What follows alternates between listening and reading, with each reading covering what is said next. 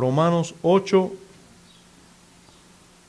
desde el verso 1 hasta el verso 4. Solamente esos 4 versos. Dice así la palabra de Dios. Ahora pues, ninguna condenación hay para los que están en Cristo Jesús. Los que no andan conforme a la carne, sino conforme al Espíritu. Porque la ley del Espíritu de vida en Cristo Jesús me ha librado de la ley del pecado y de la muerte. Porque lo que era imposible para la ley, por cuanto era débil por la carne, Dios, enviando a su Hijo en semejanza de carne de pecado y a causa del pecado, condenó al pecado en la carne, para que la justicia de la ley se cumpliese en nosotros, que no andamos conforme a la carne, sino conforme al Espíritu. Bendito Dios, Padre nuestro, gracias por tu palabra, nuevamente te damos. Gracias por tu Espíritu, Señor. Gracias por la obra que tu Espíritu hace en nosotros por medio de ella. Gracias porque tú has prometido estar en la reunión de tus hijos y hablarnos. Señor, que nosotros seamos conscientes de ello en este momento y que todo nuestro ser esté atento a tu voz. Señor, habla a través de mí, a pesar de mí. Y te ruego que todos, incluyéndome, seamos por ti edificados, redarguidos, corregidos, instruidos, Señor, para bien de tu reino, de nuestras almas y de tu gloria, de la gloria de tu nombre. Te imploramos en Cristo Jesús. Todo ello. Amén. Hermano, estamos delante de una declaración contundente del apóstol Pablo después de un dilema tremendo en el cual en el capítulo 7, previo a este capítulo, el apóstol estuvo y nos condujo allí, mostrándonos así que ningún cristiano, por espiritual que sea, puede decir que no tiene problemas con el pecado, sino que, por el contrario, tiene un gran dilema en su ser y una gran lucha en su ser entre el espíritu y la naturaleza pecaminosa o el viejo hombre. Ante las declaraciones del capítulo 7, puede un cristiano tener algunas preguntas, como por ejemplo, ¿puede vivir en pecado un cristiano y ser dominado por los pecados? Preguntas como, ¿serán condenados los cristianos por los pecados que cometen? ¿Serán condenados los cristianos por los pecados que cometen? ¿Pueden los cristianos vivir en victoria sobre el pecado o simplemente siempre se enseñoreará del cristiano? El apóstol Pablo responde a esas preguntas en los versos que tenemos a continuación, y todos debemos recordar que ningún pasaje de la Escritura antiguamente tenía números, capítulos, sino que todo esto es una carta, y indudablemente el capítulo 8 es continuación del capítulo 7, y está inseparablemente unido al 7, no debemos separarlo demasiado, pensando, no, hay cristianos en el capítulo 7 que se comportan como el capítulo 7 y cristianos que se comportan como el capítulo 8. Hay cristianos carnales como el del capítulo 7 y cristianos espirituales como el capítulo 8. Todo ese tipo de separación es aberrada, es equivocada. El mismo cristiano del capítulo 7 es el mismo del capítulo 8. El mismo Pablo del capítulo 7, donde habla de su lucha interna con sus propios pecados o su propia naturaleza pecaminosa, no con el diablo ni con el mundo, sino consigo mismo, es el mismo que ahora en el capítulo que nos ocupa o en los versos que nos ocupan, comienza declarando: ahora pues ninguna condenación hay para los que están en Cristo Jesús. Ahora pues ninguna condenación hay. Hermanos, nosotros debemos considerar, vamos a predicar bajo el título Libres de Condenación, y vamos a comenzar hablando primero de la realidad de la libertad del cristiano, de la libertad de condenación del cristiano, la realidad de esa libertad declarada. Y eso, por supuesto, nos va a ocupar en el primer verso, la primera porción. Ninguna condenación. Ahora pues, ninguna condenación hay para los que están en Cristo Jesús. Allí está declarado con todas las palabras que se debe declarar, que no son muchas, pero son suficientes. Pablo dice: ninguna condenación hay para los que están en Cristo Jesús. En primer lugar, nosotros debemos decir de esta realidad de libertad que goza todo cristiano, declarada por el apóstol, que él dice que no hay ningún tipo de condenación. ¿Con qué expresiones anteriores conecta Pablo esta expresión? Pensando en qué declaraciones anteriores. Bueno, hermanos, indudablemente él tiene en mente lo que acaba de decir, aunque pueda tener en mente todo lo que ha dicho en el libro o en la carta. Nosotros tenemos que saber que el apóstol Pablo está haciendo una declaración aquí contundente, firme, muy importante. Nosotros tenemos que recordar que cuando comenzó Pablo su carta, después de presentarse y de saludar a la iglesia, después de hablar de lo importante del evangelio, él comenzó a condenar o a hablar de la condenación en la que están todos los seres humanos que están bajo la ira de Dios, que no hay ninguno bueno y que todos merecen su ira. Luego nos habló de cómo hasta los religiosos estaban bajo la ira de Dios y estaban condenados, y aún los que se creían circuncidados. Y después nos ha estado hablando de aquellos que estamos en Cristo y somos libres de esa ira. Pero ahora él hace una declaración todavía más gloriosa, pues nos introduce hablándonos de aquellos que estamos ya libres en cierta manera, que no somos pecadores como los demás, pero tenemos una lucha interna, y que en esa lucha interna muchas veces hacemos lo que no queremos, o sea, pecamos. ¿Qué hay de esos que también, que no son como los otros hombres que están en sus pecados, pero que todavía tienen una lucha interna y que muchas veces pecan? ¿Qué hay de ellos? Pablo dice: no hay ninguna condenación para ellos. Dice: no hay ninguna condenación para esos. Ninguna. La palabra condenación que aquí se usa es la palabra griega katakrima. Y la palabra katakrima habla de la condenación en su última expresión, o sea, de la condena como tal, de ya sea prisión, muerte, separación de Dios, el infierno. Esa condenación no existe para los creyentes.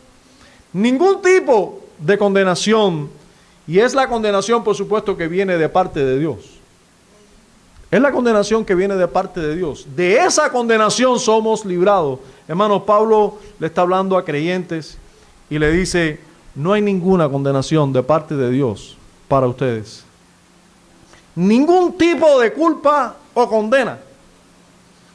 Yo les recuerdo las palabras de Pablo, pero a otros creyentes, allí en el capítulo 3 de Gálatas, versos 10 y verso 13 dice, porque todos los que dependen de las obras de la ley están bajo maldición. Pues escrito está, maldito todo aquel que no permaneciere en todas las cosas escritas en el libro de la ley para hacerlas. En otras palabras, todo aquel que depende de la ley sí está bajo condenación. Todo aquel que esté dependiendo de obedecer aquellas normas justas, santas y buenas de la ley, todo aquel que depende de eso para ser justificado delante de Dios, todo aquel está bajo condenación. Si tú estás aquí y tú crees que tú vas a ser salvo precisamente por venir aquí, o por hacer 2 o 3 cosas buenas y dejar de hacer 2 o 3 cosas malas, yo te digo, tú estás bajo condenación. Sin embargo, el verso 13 dice, Cristo nos redimió de la maldición de la ley, de la condenación que viene producto de desobedecer la ley, hecho por nosotros maldición, pues escrito está, maldito todo el que es colgado en un madero. Cristo y solo Cristo puede librarnos de esa condenación. En Romanos capítulo 8, versos 31 a 34, o sea, en el mismo pasaje que nosotros estamos, pero en los versos 31 a 34, miren la declaración que hace el apóstol. Dice, ¿qué pues diremos a esto? Si Dios es por nosotros, ¿quién contra nosotros? Si Dios es por nosotros, ¿quién podrá hacer algo en contra de nosotros? El que no escatimó a su propio Hijo, sino que lo entregó por todos nosotros, ¿cómo no nos dará también con Él todas las cosas? ¿Quién acusará a los escogidos de Dios? ¿Quién dirá, hey, tú mereces condenación por esto y por esto? Dios es el que justifica. ¿Quién es el que condenará? Nadie nos puede condenar. Cristo es el que murió, más aún, el que también resucitó y el que además está a la diestra de Dios, el que también intercede por nosotros. Hermano que está aquí, que estás en Cristo, puede ser que hayan pensamientos en ti que te acusen, puede ser que el diablo mismo te acuse, pero no hay condenación para los que están en Cristo. Yo creo que es bueno que te preocupes por eso, porque solo los cristianos verdaderos se preocupan verdaderamente por su alma. Pero es bueno que tú y yo sepamos, estamos libres de toda condenación. Nadie nos puede condenar. Cristo murió en lugar de nosotros. Ahora, notemos algunas implicaciones necesarias a modo de aclaración en este caso. Primero, notemos que no hay ninguna condenación para los que, según el capítulo anterior, están en una lucha contra el pecado. Y a veces incluso se ven vencidos por este. No hay ninguna condenación para los que tienen una verdadera lucha contra el pecado. Digo una verdadera lucha porque hay muchos que creen que están en lucha y no lo están.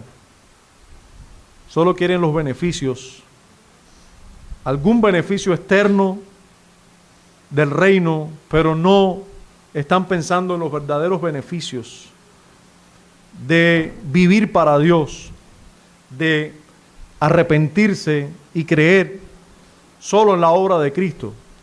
Y digo, porque los verdaderos creyentes, todos tenemos una verdadera lucha contra nuestros pecados. Todos los verdaderos creyentes, a esos verdaderos creyentes que están en lucha constante contra el pecado, es a esos a los que el Señor nos dice por medio del apóstol Pablo, no hay ninguna condenación para ustedes. No hay ninguna condenación. No se les tomará en cuenta ningún pecado. Eso es necesario que nosotros lo entendamos. No se nos tomará en cuenta ningún pecado. Pablo hace la declaración con toda intención, pues él sabía que él no era el único que estaba en esa lucha. Y es una declaración que necesita escuchar un creyente, porque muchas veces porque somos los creyentes los que nos preocupa y nos acusa y no estamos a gusto con el pecado. Yo sé que algunos aquí van a escuchar, no hay condenación, y lo van a usar como una justificación para el pecado, pero esos ya están en condenación, no han dejado de estar y van a seguir en condenación. Pero aquellos que sí están en una verdadera lucha, que les preocupa seriamente el pecado que aún mora en ellos y que viven en guerra con esa guerra declarada, se les dice, no hay ninguna condenación. No hay condenación por los pecados pasados, no hay condenación por los pecados presentes, no hay condenación por los pecados futuros. No hay ninguna condenación. Pero también es necesario decir de manera aclaratoria que el no tener condenación no quiere decir que no suframos aflicciones temporales propias de este mundo caído y propias incluso de tus pecados, producto de tus pecados, que no hayan aflicciones temporales. Pablo nos está diciendo que no hay condenación miren, la palabra condenación aquí está hablando de un juicio. Si nosotros ignoramos el juicio que tendremos, si nosotros ignoramos que un día que para los hombres, todos los hombres está escrito, que mueran una sola vez y después de esto el juicio, nosotros estamos ignorando la vida. Estamos ignorando la verdad, verdades fundamentales de la vida del ser humano. Todos tendremos que comparecer ante el tribunal, todos seremos juzgados. Pablo nos dice, en ese juicio no habrá condenación para los creyentes. En ese juicio no habrá condenación para ti. Eso es lo que se está diciendo, pero no se está diciendo, tú no vas a vivir aflicciones temporales por tus propios pecados y propios de este mundo. No, los vas a vivir. Eso no tiene nada que ver con la condenación del juicio, del día final. Pero tampoco quiere decir que no seremos o que no serán los cristianos disciplinados incluso por el mismo Señor, como un padre disciplina a un hijo. ¿Y por qué lo disciplina? ¿Por gusto? No, por sus pecados, para enseñarles. No quiere decir que no serás disciplinado. De hecho, nosotros sabemos que la Escritura enseña enfática, claramente, explícitamente, que el Señor, al que ama, disciplina y azota a todo aquel que recibe por hijo. O sea, Dios los va a seguir disciplinando. Ahora, y la libertad de la condenación no quiere decir tampoco que estamos libres de responsabilidades.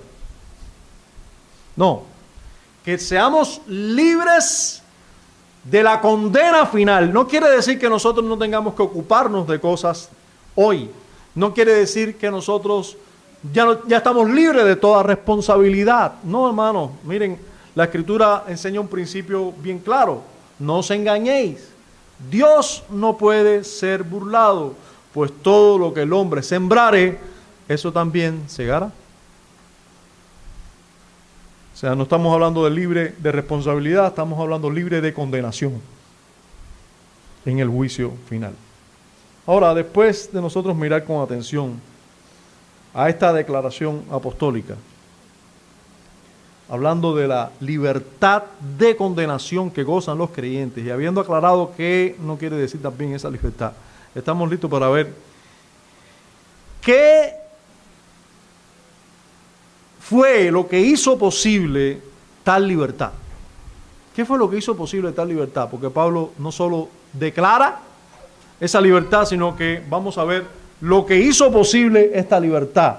Y eso lo vamos a ver en los versos 1 final, o sea, 1b y el verso 2. Leyendo desde la segunda parte de este verso, dice, ahora pues ninguna condenación hay, y ahora comenzamos a ver qué hizo posible esa libertad.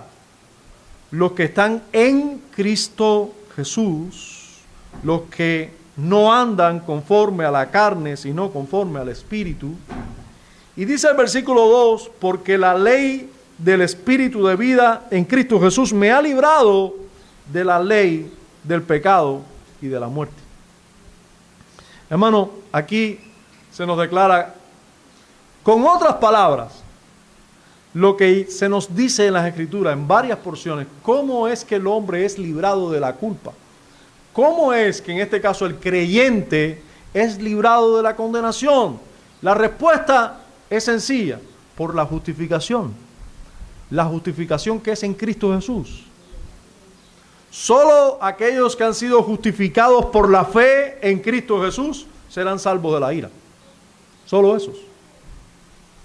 Eso es una declaración. Ahora, solo que Pablo lo dice con otras palabras aquí. Él dice que no hay ninguna condenación ¿para quién?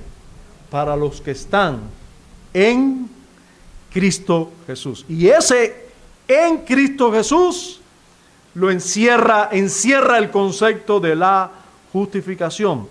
Esa frase, todos los verdaderos creyentes pueden considerarse totalmente libres de la condenación delante de Dios, los que han sido justificados o declarados justos en la obra de Cristo, sin condena delante de Dios.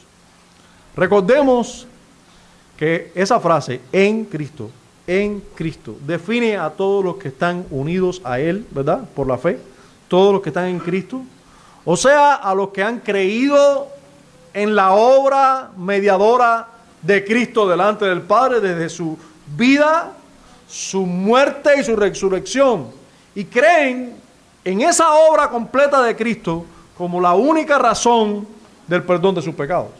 O sea, creen que Cristo, en su lugar, que Dios lo proveyó para bien de ellos, que Dios lo puso como un sustituto de ellos, que Dios nos lo dio como el Cordero que fue inmolado por nosotros, que su vida, de que Él es nuestra cabeza federal, Él es nuestro representante así como Adán lo fue, y nosotros estamos en Él.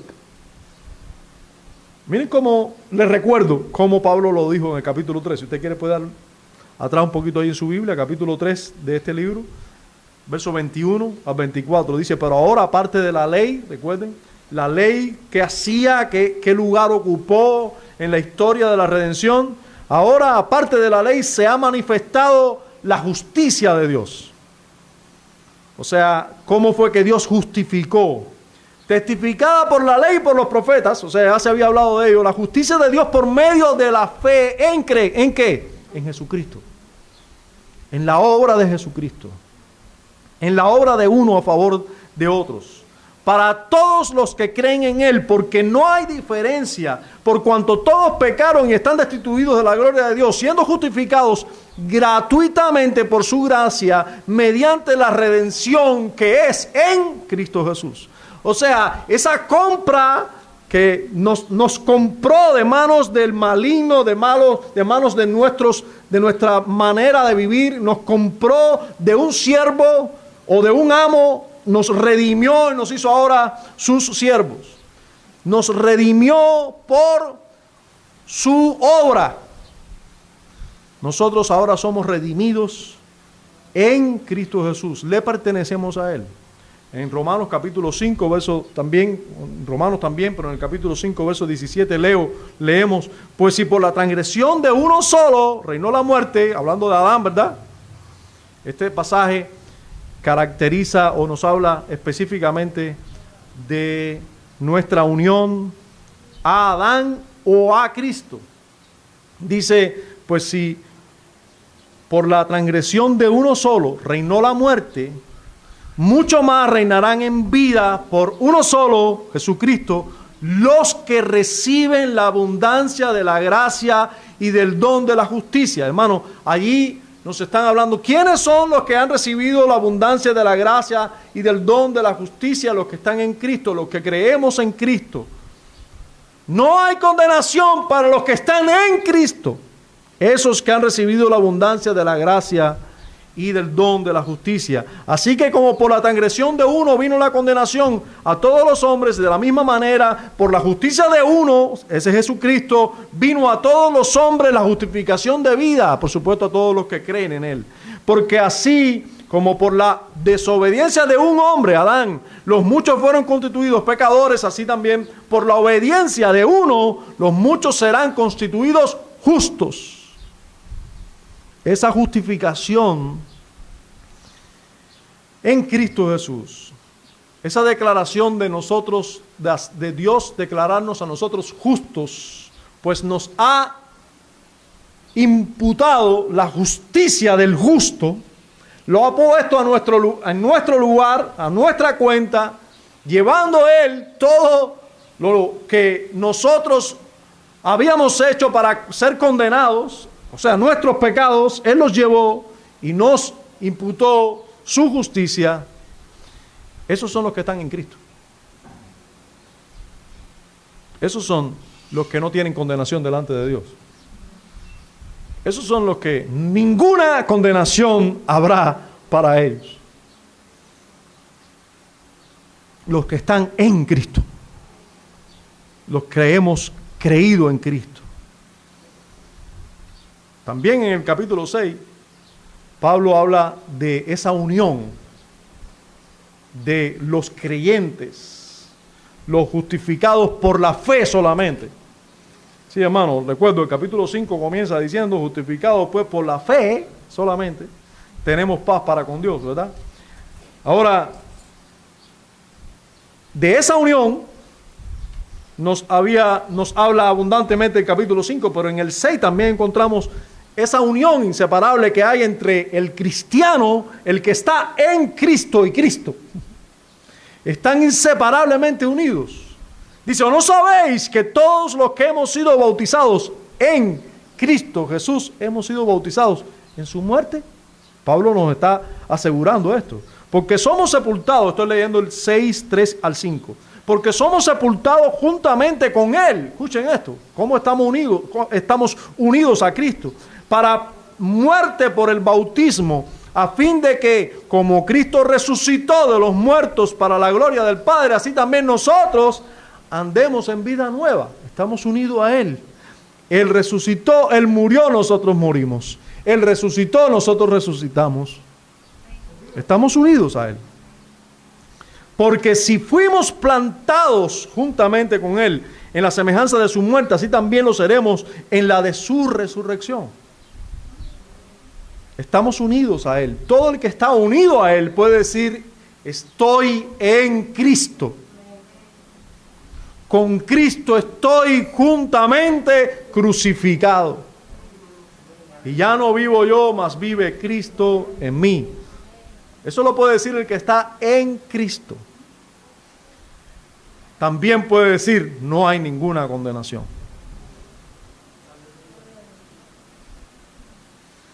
Hermano, la justificación también se declara no solo en la frase en Cristo, sino en la frase los que no andan conforme a la carne, sino conforme al Espíritu.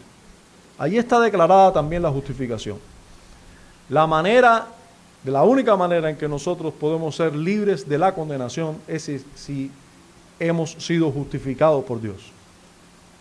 Y Pablo lo declara en dos maneras. Dice en Cristo, cuando dice en Cristo, de tres maneras. Cuando dice la frase en Cristo, implica esa frase los justificados.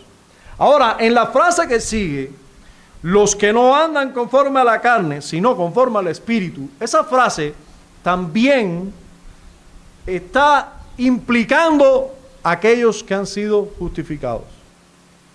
Ahora, algunos aquí saben que hay una problemática sobre esa frase en las Escrituras.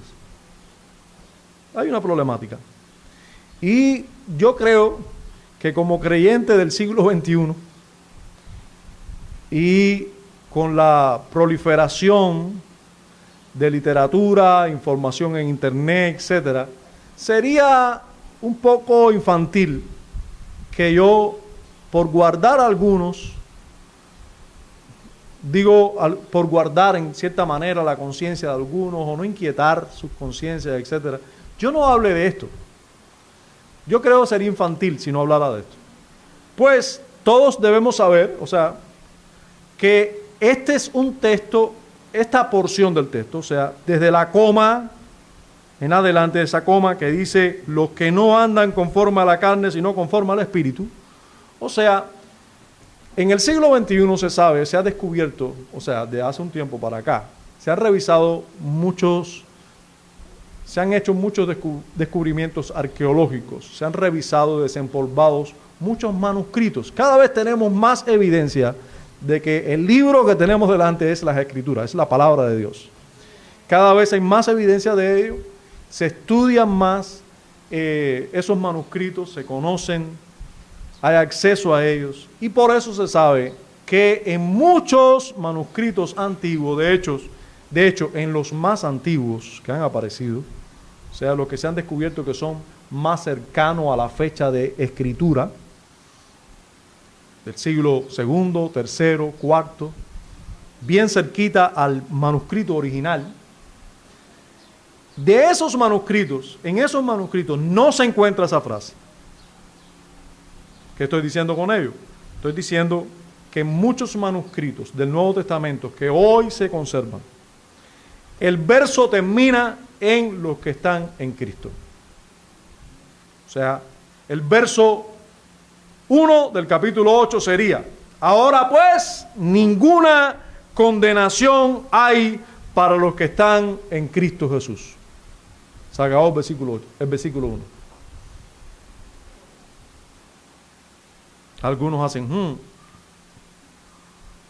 Allí termina ese verso en la mayoría de los manuscritos, y podemos decir además en los más antiguos. Que detrás, digo que hay una problemática, porque detrás de esto hay toda una discusión que continúa sobre si hay que confiar en esos manuscritos por ser más antiguos o no, o hay que confiar en otros manuscritos por los cuales se hizo esta edición de la Biblia, como por ejemplo nuestra edición de la Biblia se hizo copiando directamente de los manuscritos. Usted sabe que toda versión que se respete de las Escrituras está haciendo una traducción del idioma original a el idioma que quiere ser expuesto, en este caso al español. En nuestro caso, tanto Casiodoro de Reina como Cipriano de Valera, Reina Valera, tomaron de ciertos manuscritos y nos trajeron lo que nosotros tenemos hoy. De hecho, nosotros estamos leyendo una revisión de aquella traducción que hicieron primero Casiodoro de Reina, después lo revisó Cipriano de Valera, y luego lo han seguido revisando otros autores que no se contemplan aquí, y nuestra revisión es una edición después de revisada en el año 1960, lo que nosotros tenemos hoy aquí.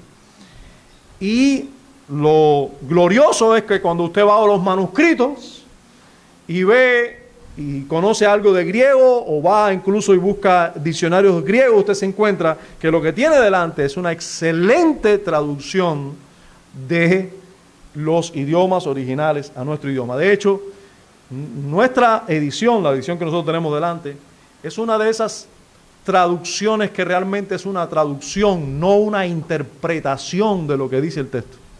O sea, usted va a ver que hay Biblias que dicen muchas cosas parecidas, pero no igual a la que dice la nuestra. Como por ejemplo, estoy hablando de Nueva Traducción Viviente, Dios habla hoy, etcétera. ¿Pero por qué? Porque ellos lo que hacen es tomar cada verso y lo que hacen es interpretar lo que dice el texto y no traducir exactamente lo que dice el texto. Nuestra Biblia es una traducción, no una interpretación. Ahora, nosotros tenemos que saber también que no podemos dar por hecho. Yo aquí no estoy para defender ninguno de los dos puntos, si esta porción de la Escritura está o no está. No estoy para hacer defensa ahora de eso. Si lo copió Pablo o lo copió un copista, alguien que lo que hizo fue reproducir el texto original o una copia del original, pero fiel. Si lo que hizo fue, recuerden, no habían imprentas. ¿Cómo se reproducía una Biblia? Bueno, habían copistas, habían hombres dedicados, consagrados por entero a eso, que se dedicaban a copiar exactamente el texto, a otros y hacer otras copias. Si un copista añadió esta porción en siglos posteriores al segundo, tercero, cuarto, o si esto formaba parte de la lectura del texto original, eso yo no voy a defender ahora esa posición. Solo decirles que hay creyentes y hay Biblias, incluso contemporáneas. Si usted revisa ahora mismo la nueva versión internacional, usted no va a encontrar esta porción. Esa porción, o sea, desde la coma en adelante, los que no andan conforme a la carne, sino conforme al Espíritu, usted no lo va a encontrar en una nueva versión internacional, como por ejemplo, que es una de las buenas traducciones de la Escritura incluso, pero usted no va a encontrar esa porción. ¿Y por qué? Porque está tomando como base no el manuscrito que tomaron, y no voy a usar ahora términos que van a complicarle a usted nada más, los manuscritos que tomaron Casiodoro de Reina y Cipriano de Valera, sino manuscritos que después se descubrieron, que aunque se descubrieron después son más antiguos, y en el cual no está esta porción. Ahora, ¿cómo debe ser visto esa porción estando ahí o no estando?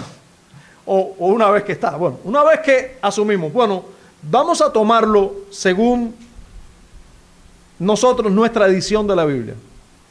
Y vamos a tomarlo pensando incluso de que el copista no añadió nada fuera de las Escrituras aquí. Si ustedes se fijan, si un copista añadió esta porción, partiendo de esa tesis, lo que añadió ¿qué fue? Bueno, añadió una parte del versículo 4. Yo les voy a pedir que vaya conmigo al versículo 4 final. Dice, bueno, voy a leer el versículo 4 completo. Para que la justicia de la ley se cumpliese en nosotros, que no andamos conforme a la carne, sino conforme al Espíritu. Eso es exactamente lo que dice arriba. Los que no andan conforme a la carne, sino conforme al Espíritu. O sea que si fue añadido eso, lo que hizo el copista simplemente fue, déjame añadir aquí, o por algún motivo lo añadió ahí. Si es que fue añadido por un copista y no por Pablo. Estamos partiendo de esa tesis. Ahora, suponiendo que este es el texto original, ¿cómo nosotros debemos ver ese verso y esa declaración? ¿Debemos ver esa declaración como una condición que cambia todo el sentido de la declaración anterior? ¿O debemos verlo como algo que nosotros debemos tener en cuenta o que apoya la declaración anterior? Miren, si nosotros decimos como este que tienen delante interpretaba antes este texto, como un arminiano carismático, un arminiano carismático lee el texto de esta manera, con una presuposición y con una condición ya con cierto lente, y dice, ahora pues ninguna condenación hay para los que están en Cristo Jesús, los que no andan conforme a la carne, sino conforme al Espíritu. En otras palabras, si tú andas conforme, si tú estás en Cristo, pero andas conforme a la carne, hay condenación para ti. Entonces, está presuponiendo este hombre que hay condenación para algunos cristianos. Y le llama a esos cristianos carnales que incluso pueden perder la salvación. Y entonces dice, por supuesto que el capítulo 7 no está hablando de un cristiano, y si es un cristiano carnal. Ya no es Pablo, ya es un cristiano carnal, o era Pablo antes de ser cristiano. ¿Entiendes? Porque está presuponiendo y está entendiendo que esa frase cambia toda la frase anterior. Y no es así. Esa frase simplemente está argumentando la frase anterior. Pablo está diciendo, suponiendo que este es el texto original, Pablo está diciendo, ahora pues ninguna condenación hay para los que están en Cristo Jesús. Esos que están en Cristo Jesús son los que no andan conforme a la carne, sino conforme al Espíritu. Lo que está diciendo el apóstol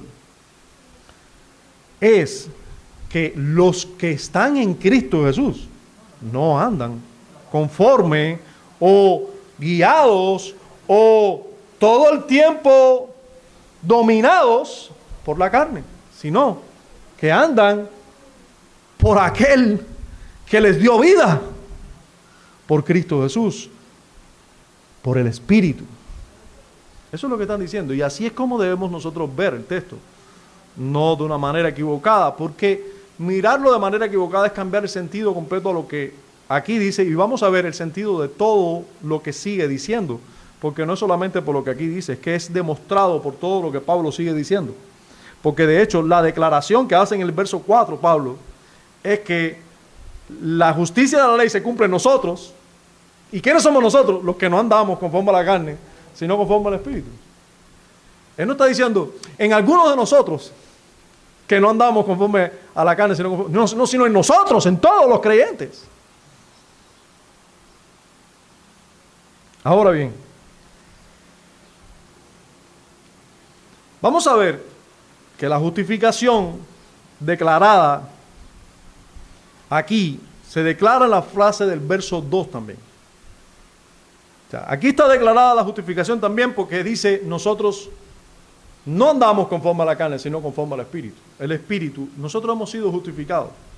Y andamos de esta manera, los justos, los que hemos sido justificados, no solo hemos sido justificados, hemos sido santificados también. Y Dios ha cambiado nuestro corazón, y Dios ha puesto su Espíritu en nosotros, y nosotros no andamos ya conforme a la carne, sino conforme al Espíritu. Pero la justificación también es declarada en el verso 2 completo. Pues el versículo 2 dice, porque la ley del Espíritu de vida en Cristo Jesús me ha librado de la ley del pecado y de la muerte.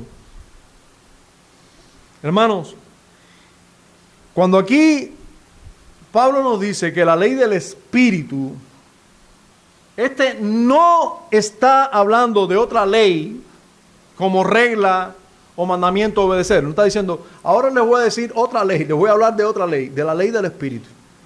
No. Pablo está diciendo, porque la ley del Espíritu de vida en Cristo Jesús me ha librado de la ley del pecado y de la muerte. Ahora, Pablo está hablando aquí de la ley del Espíritu como un principio de operación, como lo hizo incluso antes. Cuando él habló en el capítulo 3, verso 27, él dice, ¿dónde pues está la jactancia? Queda excluida. ¿Por cuál ley? ¿Por la de las obras? No, sino por la ley de la fe. Yo pregunto, ¿cuál es la ley de la fe?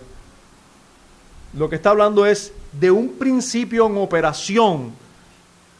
No está hablando de una ley en sí con mandamientos específicos. ¿La ley de la fe cuál es? Será no adulterarás y no matarás. No, esa es la de las obras. Entonces, ¿cuál es la ley de la fe? No, está hablando de un principio. O sea, no somos salvados por obedecer la ley, sino por fe. Está hablando de ese principio de gobierno. Ahora, cuando el apóstol nos habla de la ley del Espíritu de vida en Cristo, nos está haciendo mención de la operación del Espíritu, la operación que hace el Espíritu, que es el Espíritu de vida, porque en el principio creó Dios los cielos y la tierra estaba desordenada y vacía, y el Espíritu de Dios se movió sobre las aguas, y dijo, sea, y fue hecho. El Espíritu es el Espíritu de vida. En toda la Escritura te va a encontrar que el Espíritu es el Espíritu de vida. Ahora, Pablo nos está hablando de la ley del Espíritu de vida en Cristo. Nos está haciendo mención de la operación del Espíritu en el nuevo pacto a los creyentes. Gracias a la obra completa de Cristo. Nos está diciendo, si nosotros éramos dominados o cualquier creyente, en cualquier creyente verdadero, opera una ley, que es la ley del pecado, pero también opera otra ley, que es la obra del Espíritu de Dios en la vida de cada creyente, que es posible gracias a la obra de Cristo, porque es la ley del Espíritu de vida en Cristo. Gracias a la obra de Cristo, el Espíritu de Dios viene a ser morada con el creyente y lo capacita verdaderamente para no andar en pecado y no someterse a la ley del pecado. Solo eso es posible en aquellos que han sido justificados en Cristo Jesús. Y aquellos que han sido justificados en Cristo Jesús, por supuesto, han sido regenerados. Porque no puede ser justificado nadie sin ser regenerado, porque la fe es producto de la regeneración. Y la fe es un fruto del Espíritu. Y por lo tanto, todo aquel que ha sido justificado es aquel en el cual la ley del Espíritu de vida ya está en operación en él. Y es el Espíritu de vida, la ley del Espíritu de vida en Cristo, porque el Espíritu de vida solo puede estar operando en la vida de alguien que está en Cristo. Por medio de la obra de Cristo es que se opera en que este Espíritu, que el Espíritu opera en la vida de una persona. Ezequiel capítulo 36, hablando del nuevo pacto, nos habla de esto. Nos habla de esa ley del Espíritu de vida en Cristo. Cuando nos dice, os daré corazón nuevo y pondré espíritu nuevo dentro de vosotros. Esa es la ley del Espíritu de vida en Cristo que nos libera de la ley del pecado y de la muerte. Y quitaré de vuestra carne el corazón de piedra y os daré un corazón de carne y pondré dentro de vosotros mi espíritu y haré que andéis en mis estatutos y guardéis mis preceptos y los pongáis por obra. Ustedes pueden ver ahí la ley del Espíritu de vida en Cristo puesta, bien señalada, bien profetizada. Esa es la ley, no es otra. O sea, no queramos inventar o innovar que ahora hay una nueva ley. Pablo está haciendo mención, con otras palabras, de la obra del Espíritu de Dios en la vida de cada creyente en el nuevo pacto. La ley del Espíritu de vida en Cristo no es otra cosa que una mención distinta del principio del nuevo pacto. Y la contraposición al pacto de obras, fíjense. ¿Qué es lo que logra el pacto de obras? Que la ley del pecado reviva. El pecado que mora en mí es vivificado por la ley. En el nuevo pacto se nos asegura que el Espíritu de Dios vendrá a capacitarnos, no solo a capacitarnos, a cambiarnos y hacer que nosotros nos deleitemos en la ley que antes nos mataba. Toda persona ante el pacto de obra está condenada a muerte y a juicio. Por eso la ley del pecado nos lleva a la muerte. Fíjense como Pablo lo dice, o lo dijo anteriormente en el capítulo 3, versos 19 al 22 de esta misma carta. Dice, pero sabemos que todo lo que la ley dice, lo dice a los que están bajo la ley. No están bajo la gracia, ya no están bajo el nuevo pacto y con la influencia del Espíritu. Están bajo la ley, o sea, están bajo los mandatos de la ley para obedecerlos si quieren ser salvos. Para que toda boca se cierre y todo el mundo quede bajo el juicio de Dios. Todo el que está bajo la ley está bajo el juicio de Dios. Bajo muerte, bajo condenación.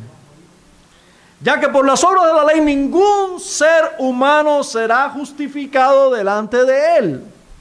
Nadie. Porque por medio de la ley es, ¿qué cosa? El conocimiento del pecado. La ley del pecado me hace morir. Pero ahora, dice Pablo, aparte de la ley, se ha manifestado la justicia de Dios. Pero ahora, aparte de la ley del pecado y de la muerte, se ha manifestado la ley del Espíritu de vida en Cristo Jesús. Ahora, pero Pablo aquí lo está diciendo de otra manera. Y dice, se ha manifestado la justicia de Dios, testificada por la ley y por los profetas, la justicia de Dios por medio de la fe en Jesucristo. Ahora, para todos los que creen en Él. Ahora, esa fe en Jesucristo, ¿por qué fue posible? por la obra del Espíritu de Dios en nosotros, porque el que no nace del Espíritu no verá el reino de Dios. Por otro lado, se nos habla de la obra del Espíritu o la acción de la ley del Espíritu en Cristo. En otras palabras, bueno, en esta ya mencionada, ya les dije, cuando Jesús le dice a Nicodemo, de cierto te digo, que el que no naciere de agua y del Espíritu no puede entrar al reino de Dios. En el que no esté operando la ley del Espíritu de vida, no va a estar bajo condenación. Va a estar bajo la ley del pecado. Lo que es nacido de la carne, carne es. Lo que es nacido del Espíritu, Espíritu es.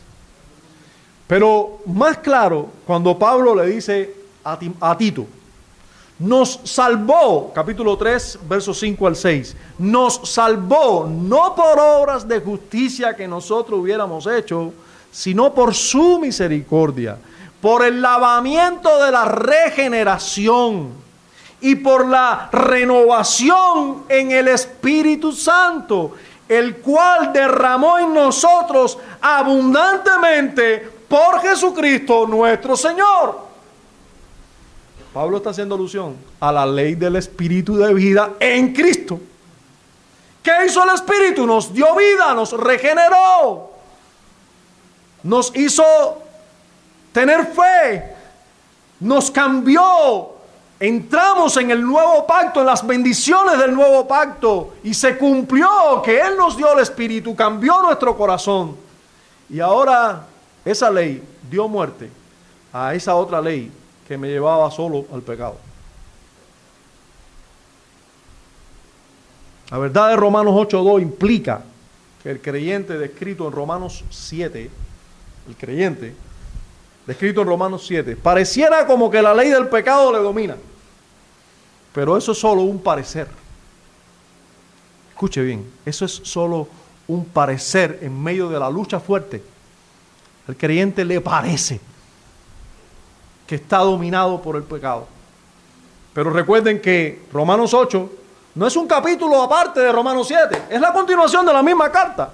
Y no podemos pensar, no, aquí el cristiano, aquí está dominado por el pecado y luego aquí se liberó. No, para nada.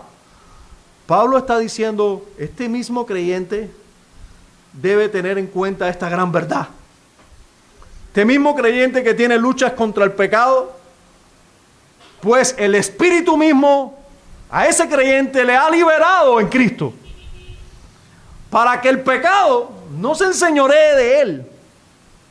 Ahora la vida de Cristo y del Espíritu de vida está en él. Y debe saberlo. Debe saberlo. Ahora se encuentra en condición de enfrentar y vencer.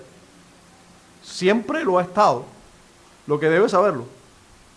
Ahora ha sido liberado de condenación.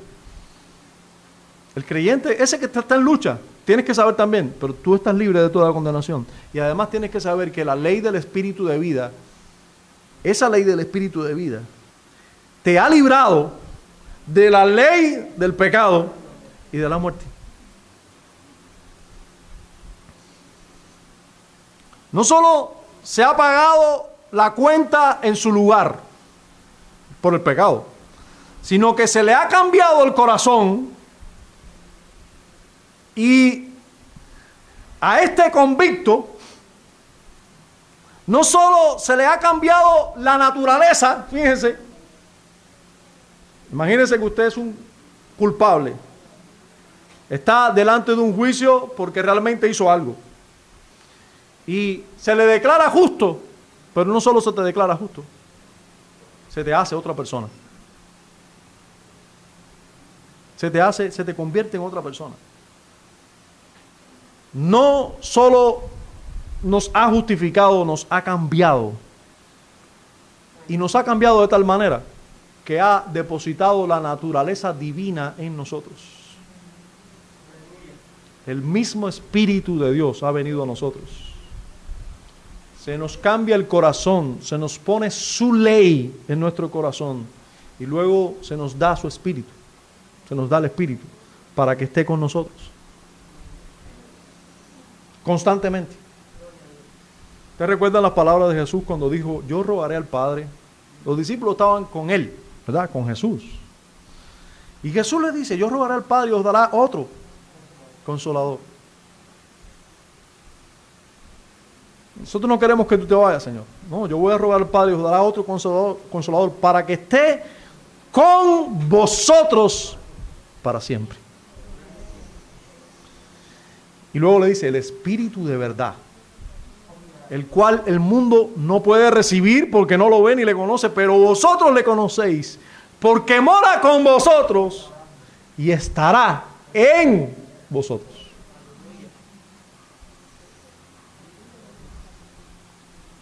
No solo mora, estará en nosotros. Ese es el espíritu de vida. Esa es la ley del espíritu de vida mencionada desde otro ángulo. Esa es la ley.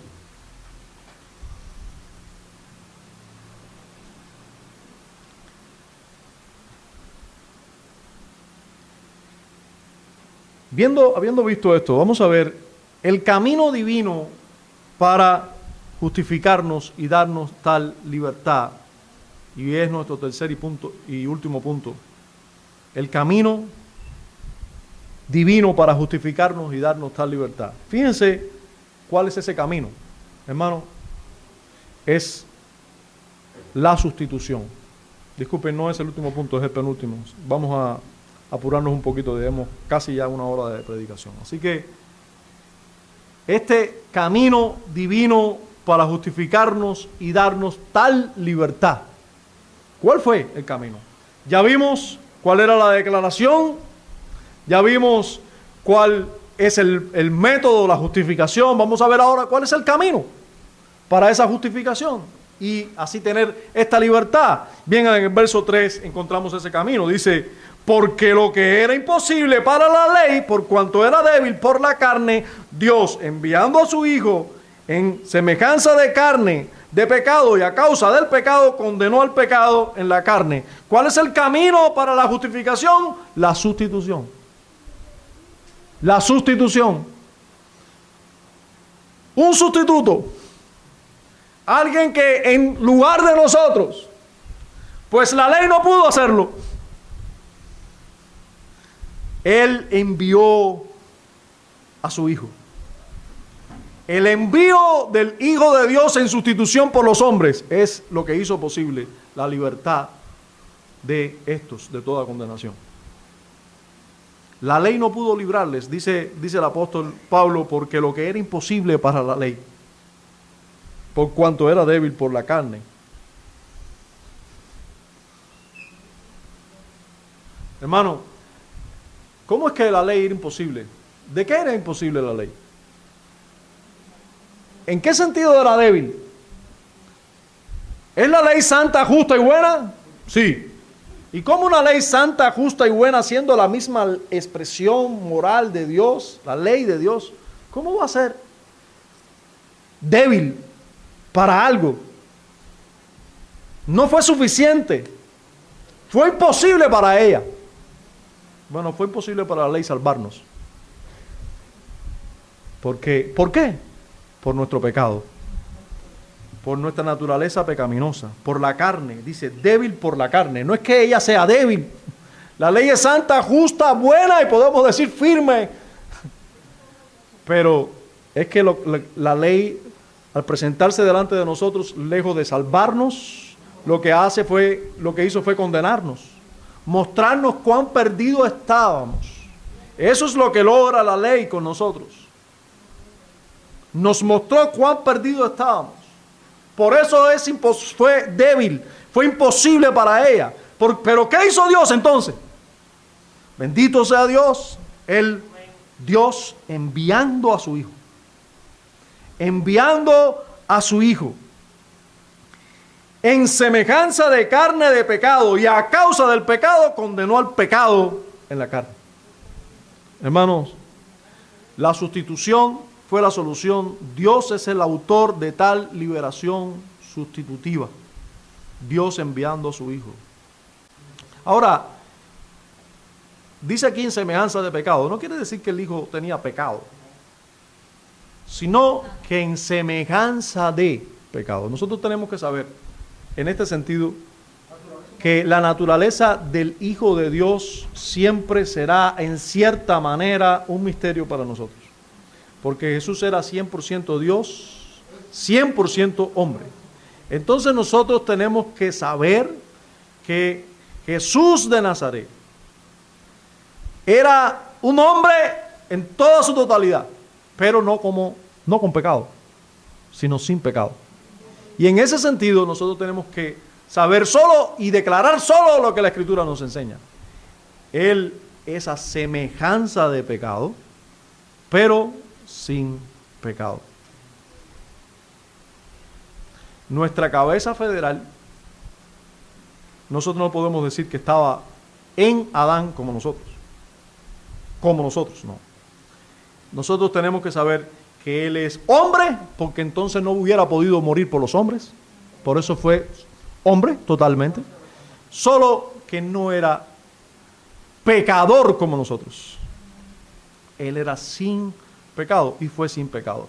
Fue tentado, pero sin pecado. Ahora, un comentarista del siglo pasado dijo de este texto: Dios, enviando a su Hijo en semejanza de carne de pecado y a causa del pecado condenó al pecado en la carne, dijo: vemos al Padre tomar la posición de juez en contra de su Hijo, a fin de convertirse en Padre de los que eran sus enemigos. El Padre condena al Hijo de su amor para que así pueda absolver a los hijos de ira. Hermanos, la obra sustitutoria de Cristo como ofrenda por el pecado es la solución divina a la condena del hombre. A causa del pecado, condenó al pecado en la carne. Su Hijo se hizo ofrenda por el pecado para así resolver, en otras palabras, condenar la condena que el pecado traía sobre nosotros. Miremos esta frase a la luz de otras declaraciones divinas, como por ejemplo cuando Pablo le dice a los corintios: ¿dónde está, oh muerte, tu aguijón? ¿Dónde, oh sepulcro, tu victoria? Ya que el aguijón de la muerte es el pecado. O sea, la muerte se hace poderosa por el pecado. Y el poder del pecado, la ley, y el pecado se hace poderoso por la ley, pues la ley revive el pecado, aún más nos muestra cuán pecadores somos, mas gracias, dice Pablo, sean dadas a Dios, que nos da la victoria por medio de ¿quién? Del sustituto, de nuestro Señor Jesucristo. Él vino y se hizo pecado, o a semejanza de pecado, condenó al pecado. ¿Por qué? Porque murió Él siendo perfecto en lugar de los injustos. Y así llevó todos nuestros pecados. Los pecados ya no nos matan. Por eso gracias sean dadas a Dios por que nos da la victoria por medio de nuestro Señor Jesucristo. Esto una vez más nos lleva a las palabras de Isaías, cuando dijo: mas Él herido fue por nuestras rebeliones, molido por nuestros pecados, los nuestros, el castigo de nuestra paz con Dios, pues estábamos bajo su ira, bajo su condenación. El castigo de nuestra paz fue sobre Él, y por su llaga fuimos nosotros curados.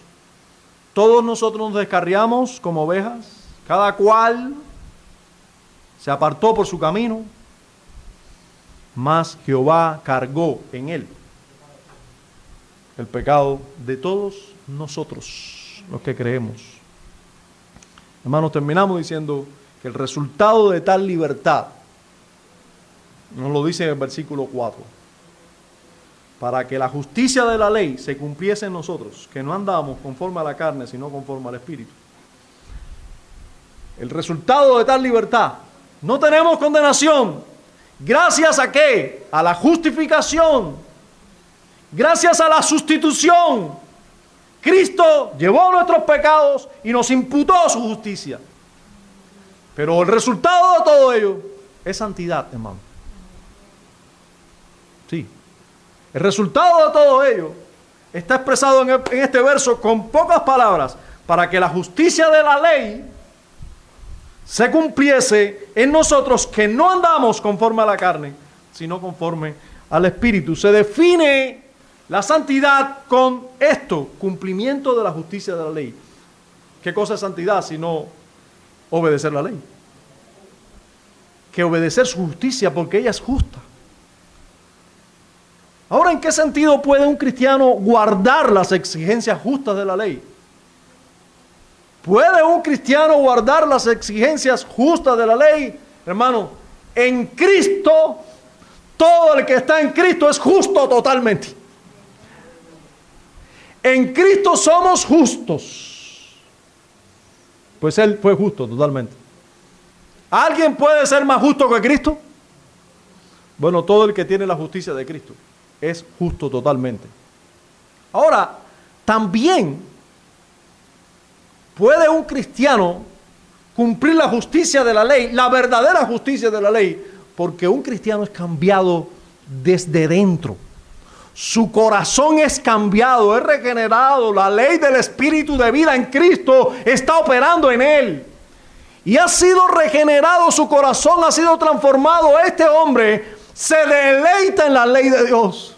Oh, cuánto amo yo tu ley, dice el salmista.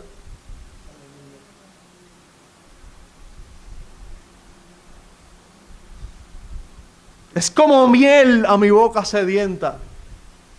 Se deleita, ha sido regenerado, su corazón ha sido circuncidado. Realmente, no como un judío que externamente dice, tengo que no adulterar. Y solo externamente puede hacerse creer él mismo que, pero odia esa ley. Lo que quiere es adulterar. Solo un regenerado, solo alguien que esté en el pacto de gracia, solo alguien en el cual ha sido justificado el Espíritu, la ley del Espíritu de vida en Cristo Jesús lo ha librado.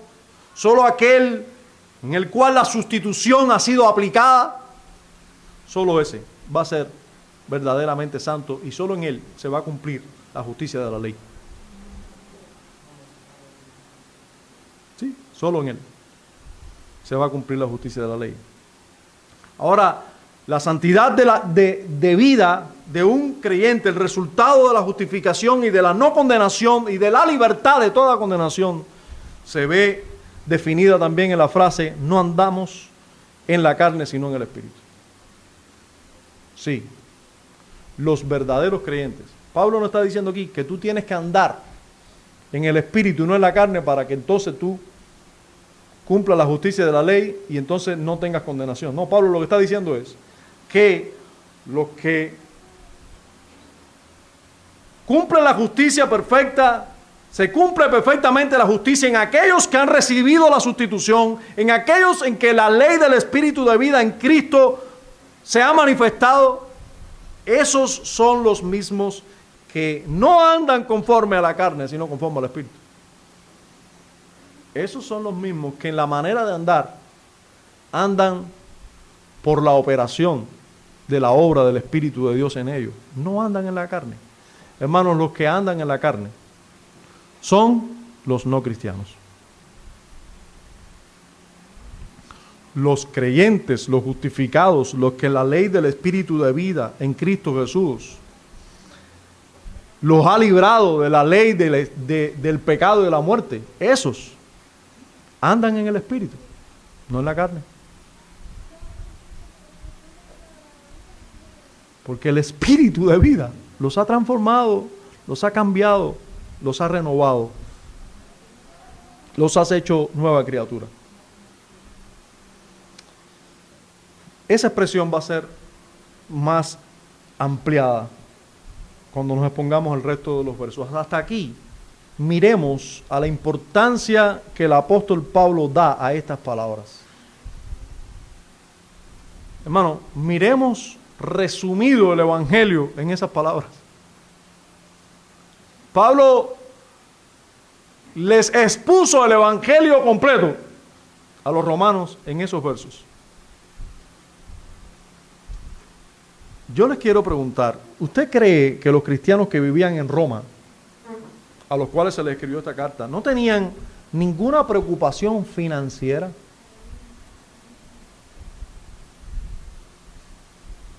¿Habrá existido alguna vez una época en la historia en que los seres humanos no tuvieran preocupación de qué vamos a comer mañana? ¿O cómo será el mañana? ¿Cómo vamos a vivir mañana? ¿Usted ha pensado que por qué la Biblia no habla de eso un poco más? O sea, sí habla de eso. Pero ¿por qué Pablo ahora en toda una carta no lleva rato sin hablar de las preocupaciones financieras, de sostén? ¿Creen ustedes que los cristianos de Roma no tenían ningún problema con las autoridades y con los impuestos y con las injusticias? ¿No tenían ningún problema con eso? Hermano, yo creo que estas preguntas son retóricas, pues la respuesta a ellas, todos estamos seguros de que sí, ellos tenían problemas con eso, preocupaciones con eso. Pero notemos que las palabras del apóstol, inspirado por el Espíritu de Dios, no se enfocan en asuntos triviales y temporales, sino que se enfocan en la libertad de condenación delante de Dios y de la libertad del pecado. Ese es nuestro mayor problema. Ese es nuestro mayor problema. No lo dudes.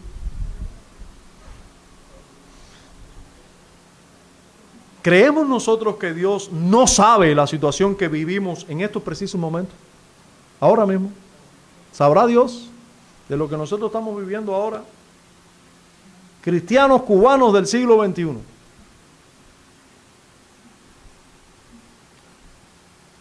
Partiendo del día cero de un nuevo orden financiero, cambiario. Dios no sabe eso. Eso sorprendió a Dios, seguro. ¿Creemos que Dios no es capaz de hablarnos ahora a nosotros, ahora mismo, para darnos consuelo o dirección en estos momentos precisos? Entonces tendríamos que preguntarnos, ¿por qué Dios nos está hablando ahora de esto, de que no hay condenación para los que están en Cristo Jesús? Ahora mismo, en este momento, que nosotros quizás quisiera que nos hablaran de otra cosa. O yo tenía que suspender la serie de sermones sobre Romanos para hablar de las finanzas bajo la mirada de Dios.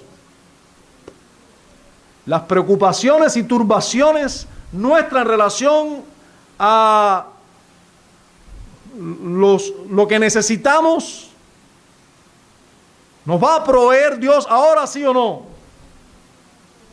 Bueno, la providencia, que es el gobierno divino, quiso que estuviéramos concentrados en este texto hoy y recordáramos que no hay condenación para los que están en Cristo Jesús.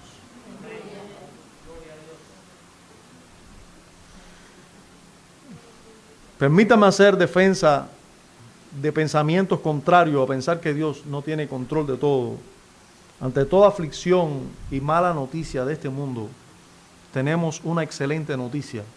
Todos los que estamos en Cristo Jesús tenemos una excelente noticia. Y esta noticia debemos recordarla a cada momento. Porque en el mundo tendremos aflicciones, sí, pero somos libres de toda condenación en Cristo. Eso debemos recordarlo vez tras vez.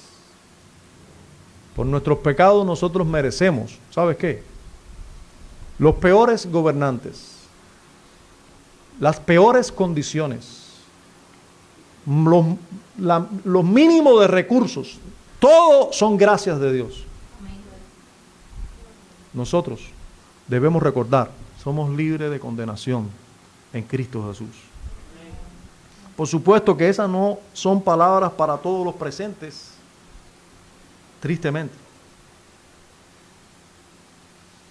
No todos los que están presentes deben hacer suya esa declaración, puesto que se desprende que si no hay condenación para los que están en Cristo Jesús, ¿qué sucederá con los que no están en Él?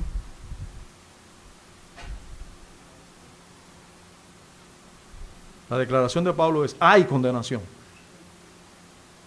Y la palabra condenación habla de un juicio y de su ira santa sobre todos los que no están en Cristo Jesús. Todo lo contrario a lo que aquí se ha dicho. La condenación que hoy tienen, las malas noticias que hoy escuchan, las aflicciones que hoy viven los que no están en Cristo, no son comparadas con las que han de vivir.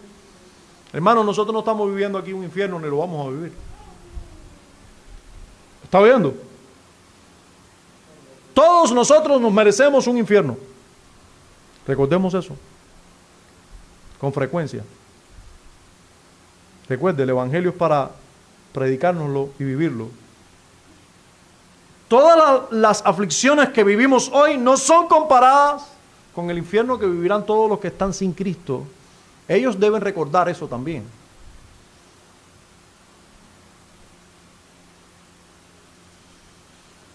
Todos los que hoy están aquí sin Cristo, no esperen a mañana. No esperen a mañana. Miren a Cristo hoy, pues no hay condenación para los que están en Cristo Jesús. Les aseguro que las aflicciones de hoy son nada comparada con la aflicción que van a vivir de manos de Dios mismo si niegas su buena voluntad en Cristo Jesús, su bondad, si sigues en tus pecados. Bendito sea Dios por todos los que estamos en Cristo Jesús, a los cuales se nos recuerda: no hay ninguna condenación. Padre, gracias por tu palabra. En Cristo Jesús te damos. Amén.